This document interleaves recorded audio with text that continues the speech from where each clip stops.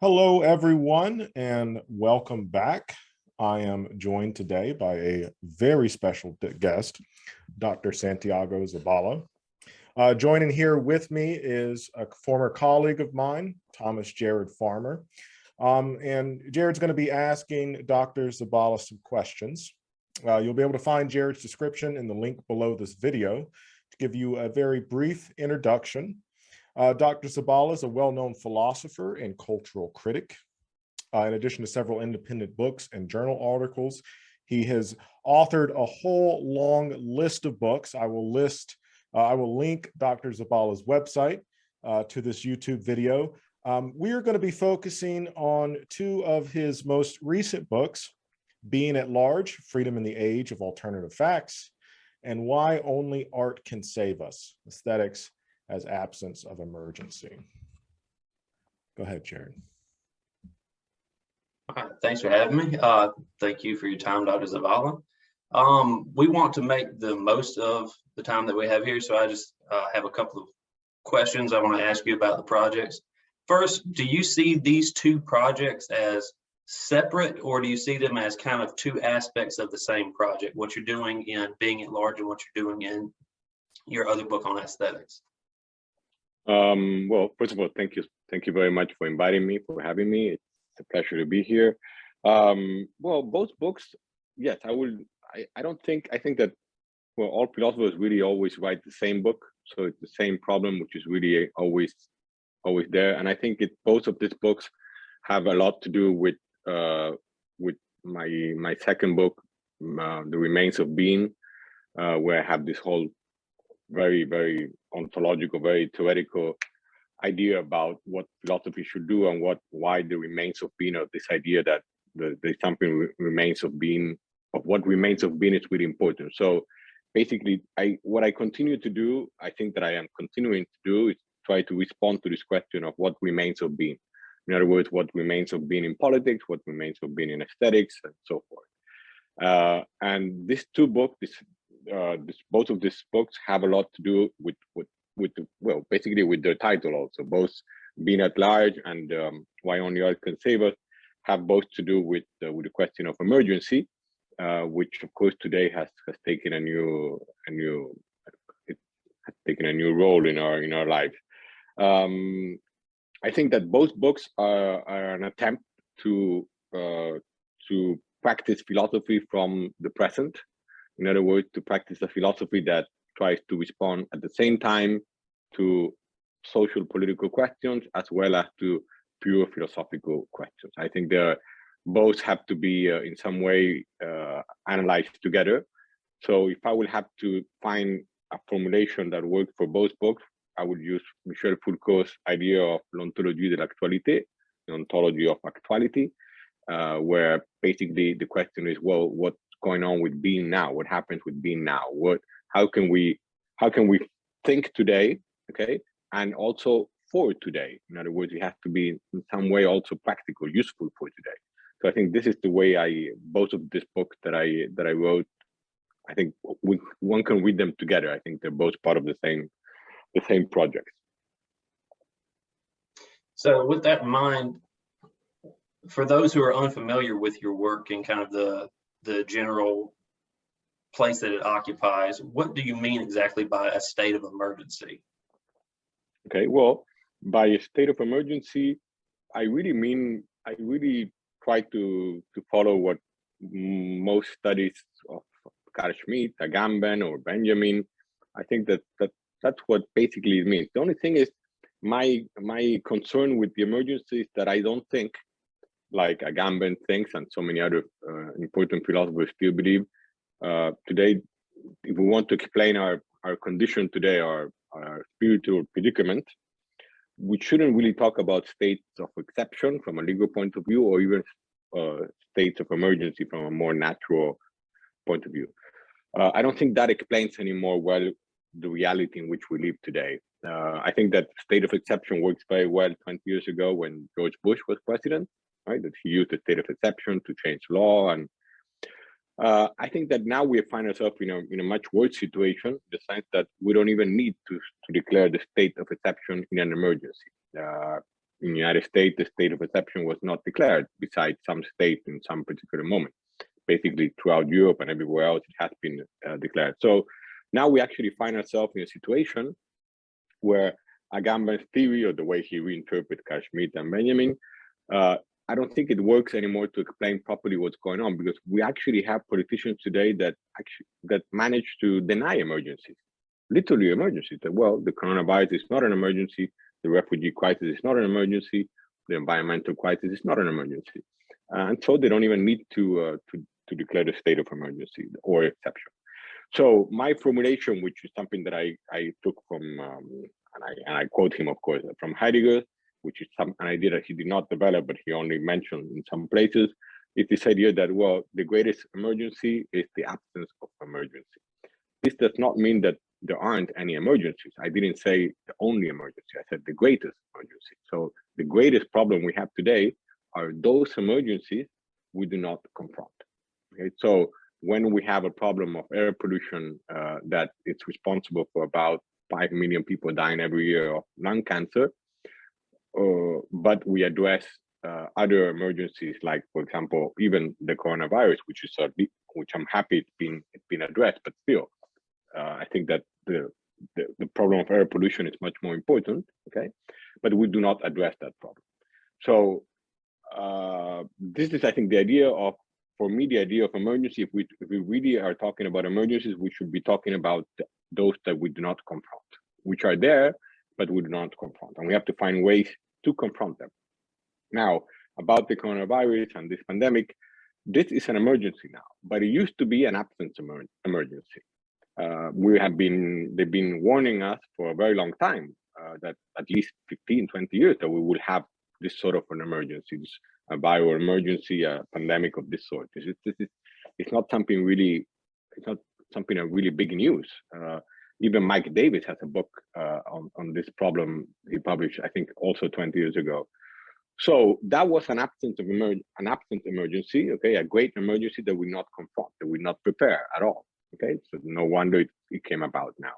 So from a philosophical point of view, our obligation, or I think even our responsibility, okay, should be to find ways to address and to actually to be close to these emergencies. This is why when Hölderlin writes that where there is danger, there is also something that saves us, or there is, in the danger there is also the possibility of salvation. Well, then we need to find ways to get closer to that danger, and in particular to the fundamental danger. In other words, not necessarily near the fire, but to understand what fire means, for example. So to understand what a pandemic means. Okay? So that would be a proper way to be close to an emergency. So what I understand by emergencies are these great emergencies we do not address, and we should be addressing instead. Okay, and of course there are lots of examples we can make. Right, climate change is just one of them. There are many. There is a racial issue. There is a racism. There's so many other issues that we could discuss. Okay? So how do you think that art addresses a state of emergency or absence of emergency? Like, what role does art and aesthetics play for us in addressing these crises?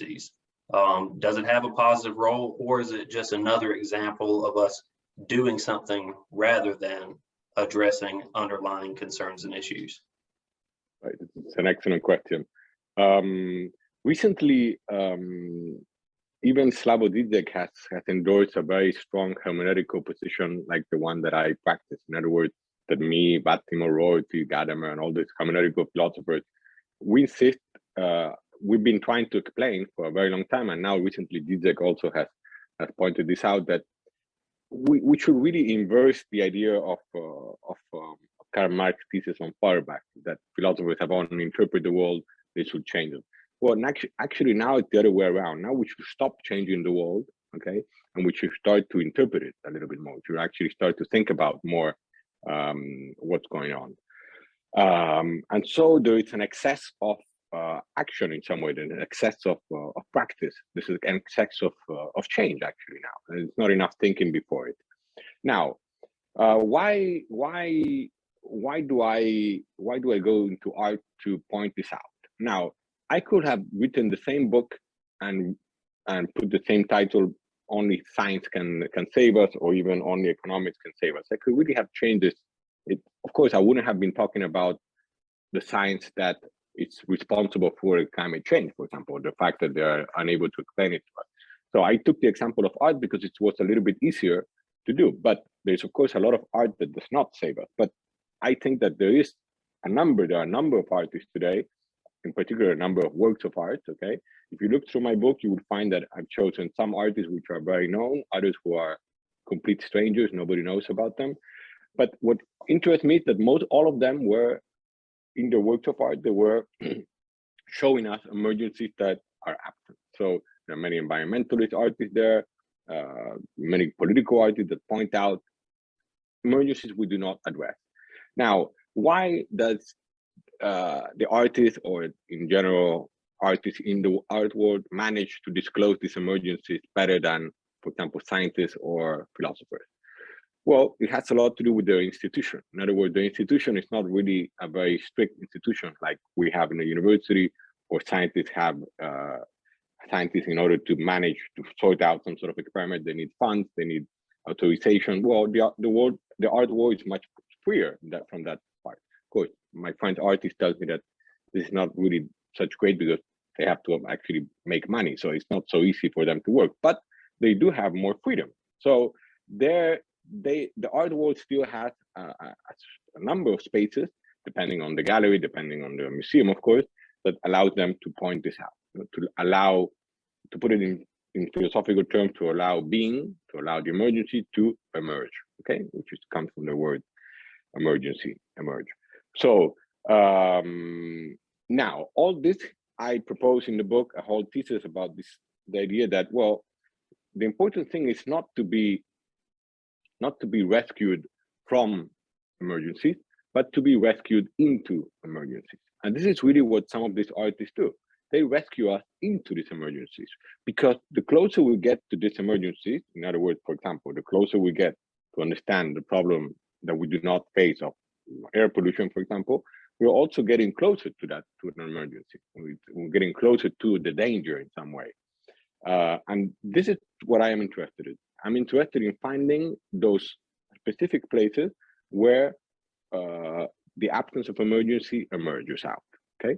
So, for example, this also happens, of course, in science. Not all science is framed within the fact that even the different vaccines we have, that the patent is not free for everyone. Well, that's already an absence or a great emergency we have.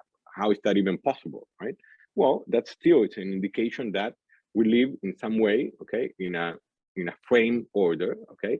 This whole theory I have of absence of emergency has also a lot to do, to answer in part your question, with, I think, a general return to order, which is something that I think it's taking place now. We are today more framed, okay, at least in the West, than what we used to be.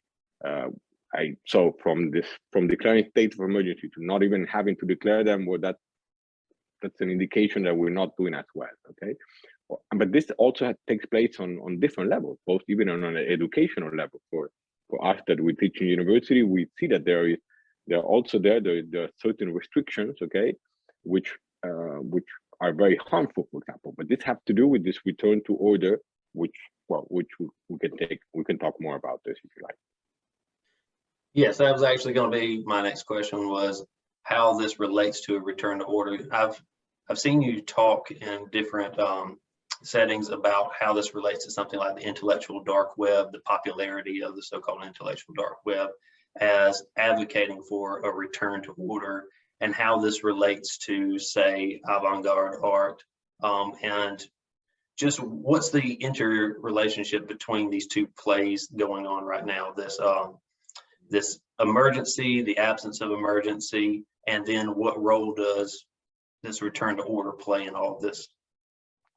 Okay, so, well, I think that since this century, basically since 9/11, but basically since 9/11, nothing really changed. In other words, I think that terrorist attack, the 2009 financial crisis, and actually even this pandemic, I don't think we should interpret them as big changes. I think we should interpret them, and there's a lot of evidence that we can do this.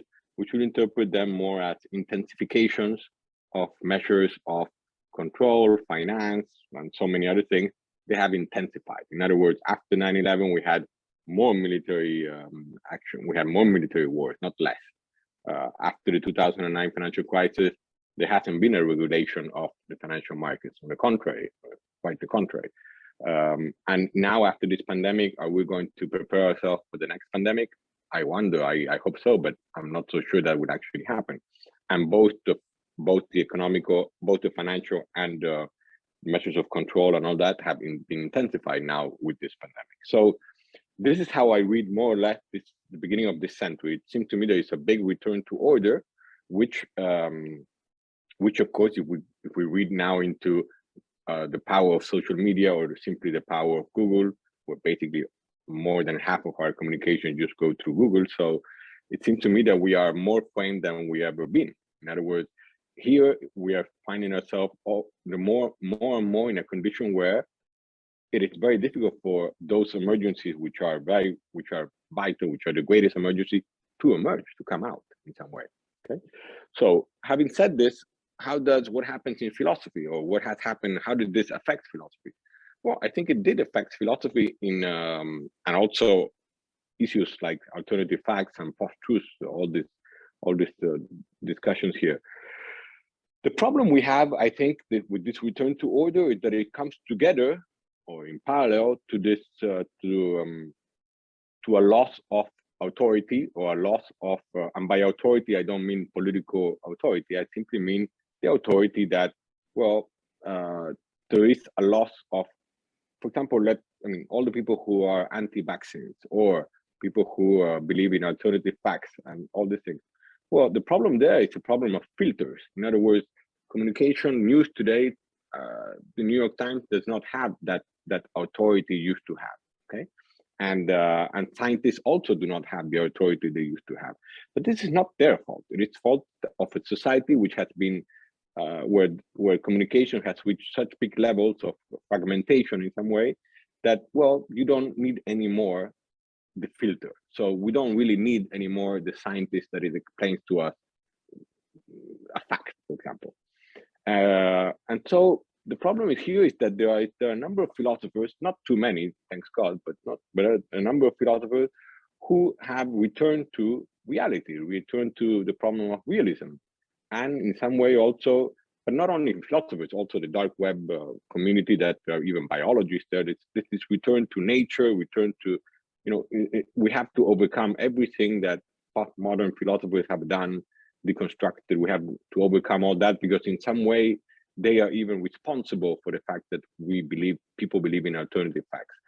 Now, nothing is more untrue than this, because there is no postmodern philosopher, Lyotard or Derrida, who will tell you that, well, we wanted to get rid of truth. No, the only big message of postmodernity is that, well, you just have to be careful in imposing one truth, because that would lead you, like Bauman used to say, directly to the concentration camp. Okay, so the idea of postmodernity was simply to, well, let's be careful with authority, with believing in facts, because they lead you, like in the war in 2003, to invade a country that did not have weapons of mass destruction, for example. So this is one thing. The problem is that now some philosophers like Marcus Gabriel, Quentin Mirassou, Graham Harman, they came up with this new realism or speculative realism, which are different versions, but more or less they all came through this past 20 years. In other words, with this return to order. So this return to reality, it's really a return to order. I think we should interpret it this way. It shouldn't be a surprise that Marcus Gabriel, who's a good friend of mine, latest book is actually about universal values and how Western universal values should work for everyone, which is quite surprising that after Fanon and after deconstructionism and after post-colonial studies, we even imagine that we should impose one value upon the others. So the idea here is that there is a return to order, political. there is also a return to reality, political, and both of these are responsible for all these discussions of alternative facts, because who talks about who defends alternative facts, who defends, who believes in post-truth, which, by the way, there's nothing new in these terms. It's not like newspapers 100 years ago only told the truth. There's nothing new about that.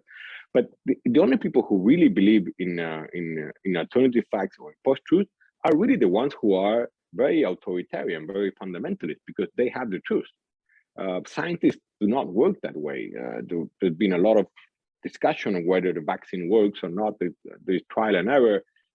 Science does not even work to realism. It changes, right? And even Thomas Kuhn explained this in his The Structure of Scientific Revolution. So my word is that this return to order, this return to order, both in politics, which is taking place, and if you see, the European Union has been working through technocrats.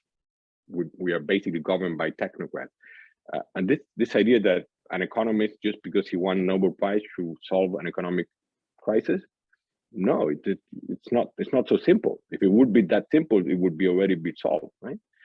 So if the world is still as complex as it is, thanks God, and problems are not solved so quickly, well, maybe we should return to hermeneutics, or at least to recognize the significance and the importance of both the conversation and also the idea that truth is really a consequence of social agreement. That's what truth is. The vaccine, it's been approved after a number of scientists agreed together that works. And if tomorrow a different vaccine works better, or now there's some drugs coming out, well, all the better. But the problem with realism is that it necessarily takes you back to some sort of authoritarianism. Okay, and so the idea of hermeneutics, which has hermeneutic philosophers like myself, I don't get in too much trouble, but a lot of hermeneutical philosophers, they get into trouble. We create trouble, and this is, by the way, this is the way Plato refers to Hermes in some of his writings. We are anarchists in some way. We want to maintain, but not necessarily to destroy anything, but simply to at least to maintain the possibility open, okay, for a different realm of conversation. Okay.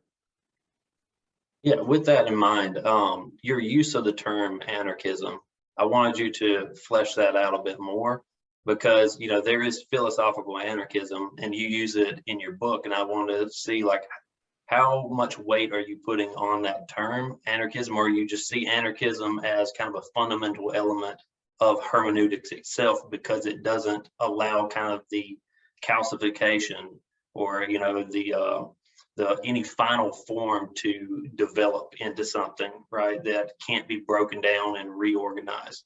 So if hermeneutic philosophy is fundamentally disruptive, is that the sense in which you're using anarchism, or do you have something else in mind? Well, I think that's one of the ways I use it. I wouldn't be sure about the word disruptive, but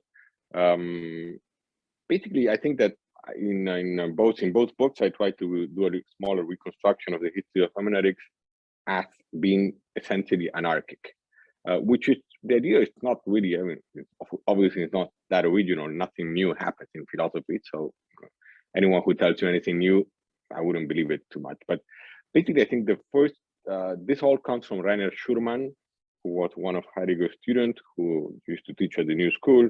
And he had this big book on anarchy and philosophy in the work in Heidegger, and another big book called Hegemony and I don't remember now.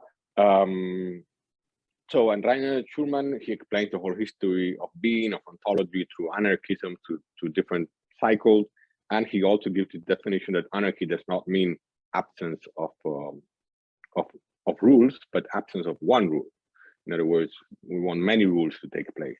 Now, I think that hermeneutic philosophy is essentially anarchic.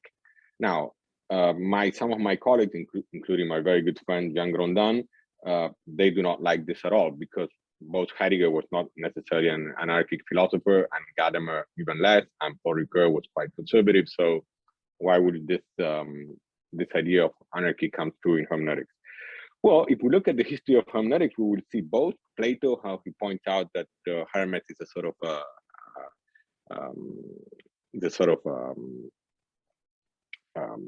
a thief, that he's accused of anarchism, right? Because the idea of translating messages from the gods inevitably implies that you will do an interpretation, that you will change the meaning of the words. It's impossible to have an objective interpretation, objective translation. Actually, the best translations are the ones done by great writers, actually. So if it's impossible to do an objective translation, then it's obviously also impossible to do a correct interpretation. Actually, the best interpretations are the ones that include something else, that are vital in some way. And if we look at the history of hermeneutics, we can see many events that point out to this anarchy. The simple translation of the Bible by Luther, okay, which by the way also created basically the German grammar, but that was an act of anarchy. He got in serious trouble for doing that, right?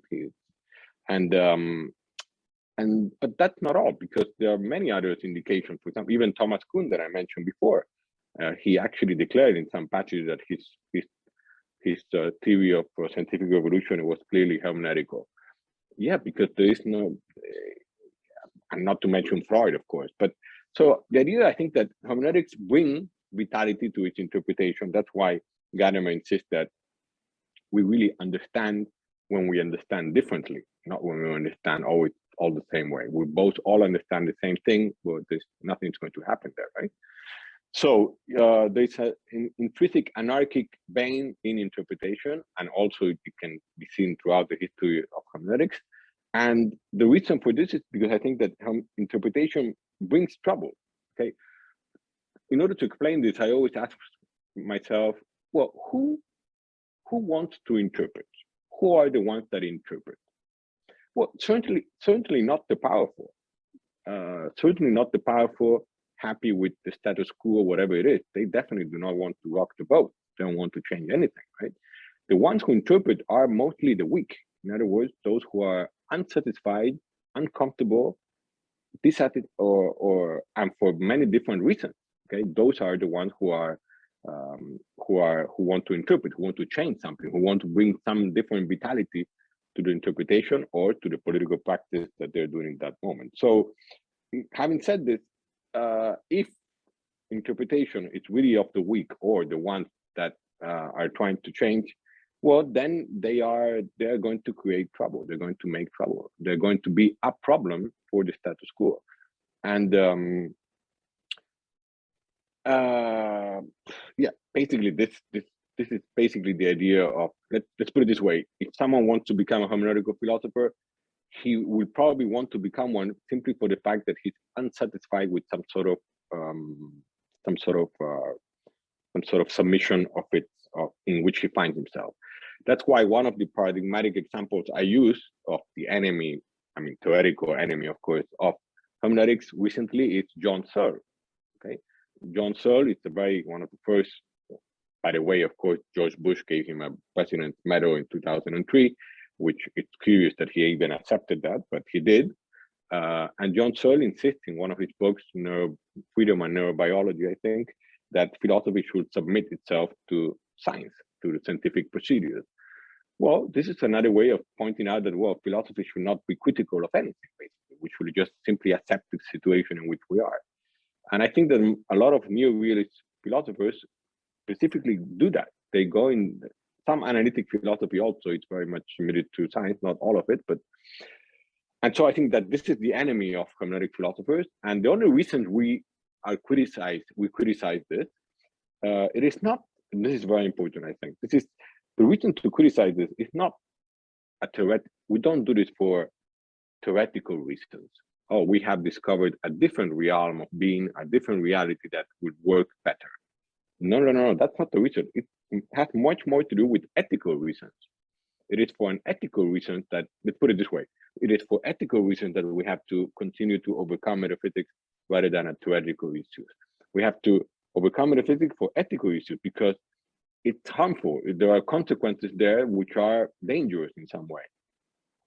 This is why it is very important to start to interpret again rather than change the world so much. One more thing I want to say is that interpretation is very important also from a point of view when we talk about climate change, because now there's a lot of discussion about climate change, and people, some of my students sometimes they ask me, well, how can you guys who believe in interpretation help the problem of climate change, for example? I say, well, we're actually the only ones who help the problem of climate change, because the point is that scientists have been giving us for a very long time all the facts, of which I don't have no doubts about. The problem is that, did that change anything? That did not change anything. Facts, okay, like Bruno Latour explaining one of his latest books, our facts work only when they are sustained by a community of interpreters, by a community of authorized or interpreters with some authority. In other words, the scientific community, for example. That's when facts are facts. If we do not interpret them as facts, they fall down. For example, if we stop to interpret or to write histories about the Holocaust, for example, well, it would cease to exist, right? So it is actually, the idea is not to consider facts just as facts. Facts alone die. Those are alternative facts. The only facts that sustain themselves through time and in society are the ones that are part of the social conversation and probably of those institutions which are more or less capable to maintain that conversation to a certain degree of, let's say, intellectual endeavor or something.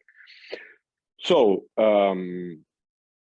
facts exist thanks to the interpretation we give them, and in particular to the community of interpreters that sustain them.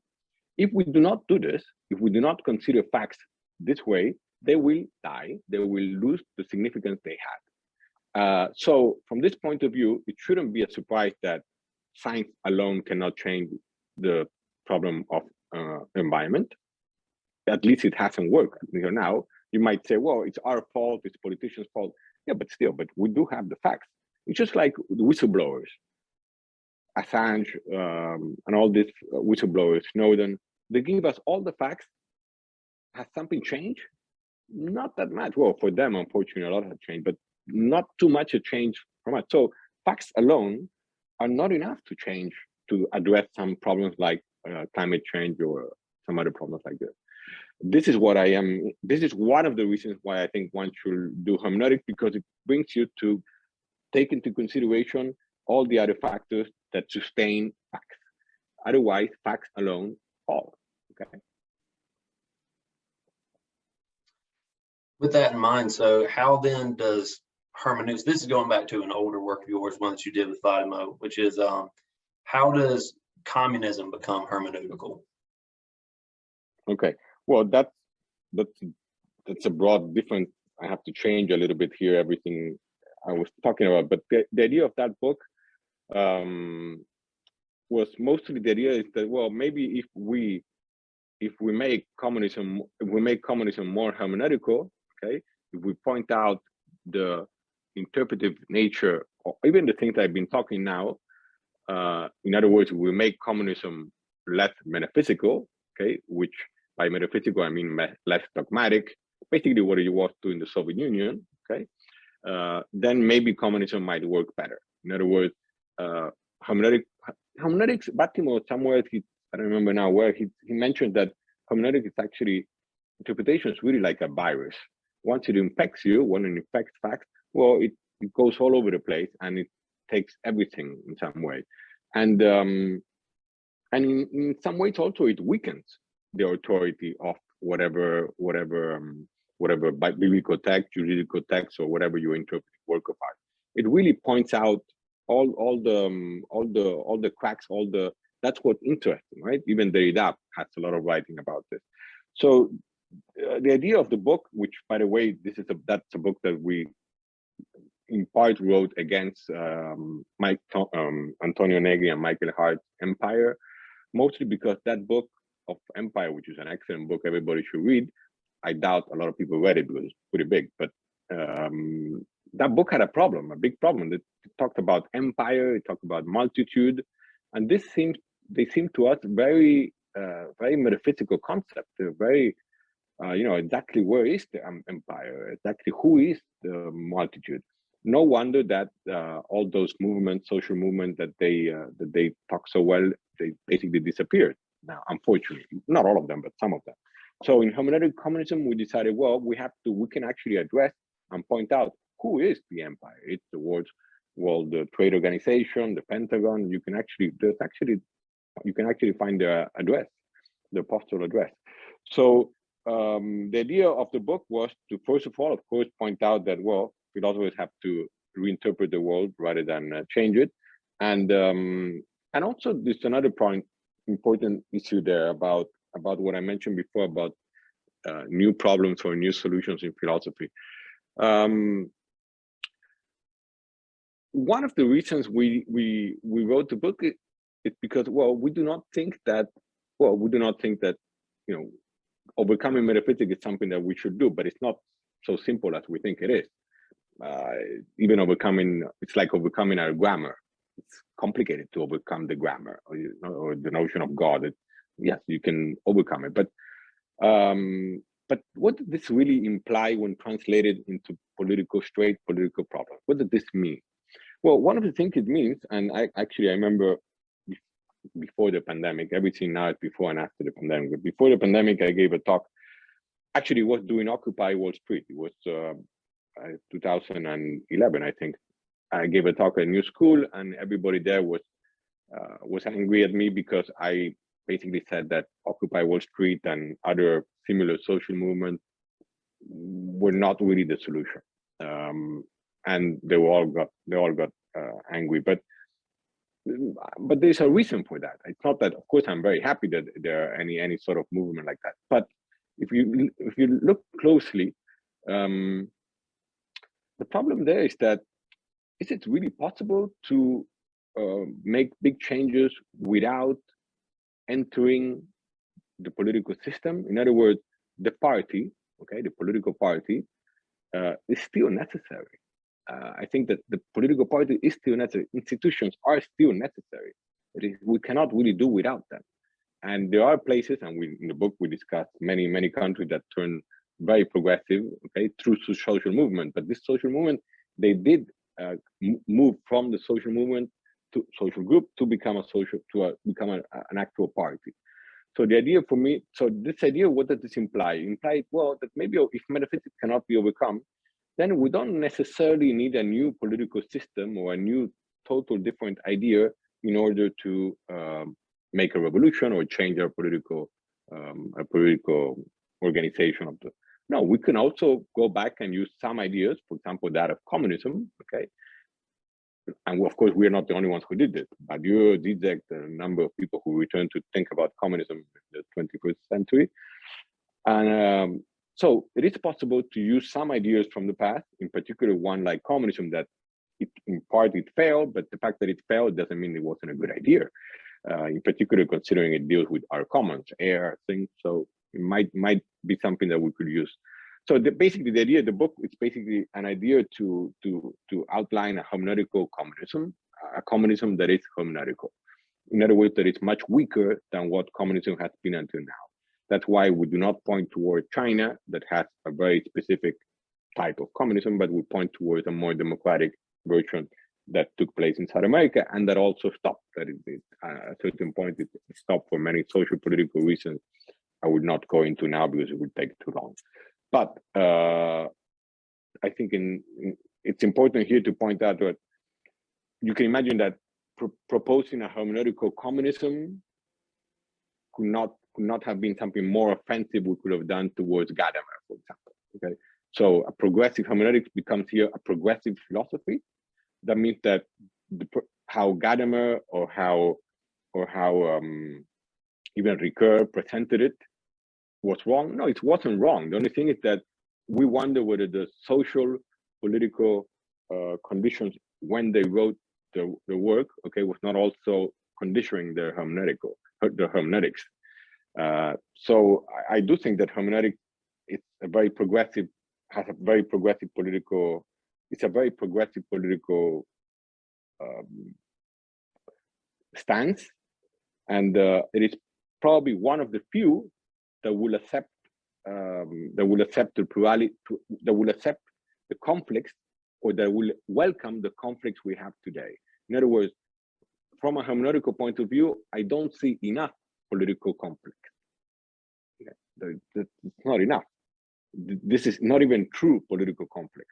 For example, when we listen to debates, well, both Democrats and Republicans, or at the United Nations, are they real conflict? Are they really having a dialogue there, or even better, conversation?